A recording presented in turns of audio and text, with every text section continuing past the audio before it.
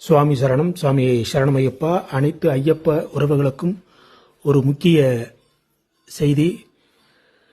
2/8/2026 மாலை 5 மணிக்கு நிறை புத்தரிசி பூஜைக்காக ஐயனின் திருநடை திறக்கப்படுகிறது.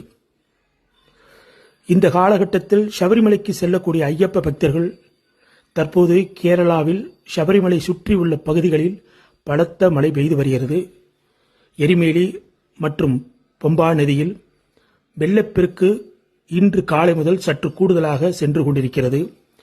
எனவே செல்லக்கூடிய பக்தர்கள் மிகுந்த கவனத்துடன் சென்று வருமாறு உங்களை கேட்டுக்கொள்கிறோம். அதற்காக யாரும் பயப்பட வேண்டாம். உங்கள் அனைவருக்கும் ஐயன் துணையோடு எந்த ஒரு குறையுமின்றி தரிசனம் கிடைக்கிறது உண்மை.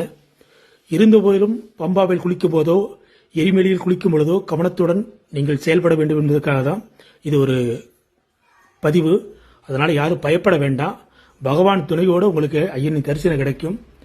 சென்று வரக்கூடிய பக்தர்கள் இதை கவனத்தில் கொண்டு உங்களுக்கு தேவையான பொருட்களை நீங்கள் தயார் செய்து கொண்டு செல்லுமாறு கேட்டுக்கொள்கிறோம். சுவாமி சரணம், சுவாமி சரணம் ஐயப்பா.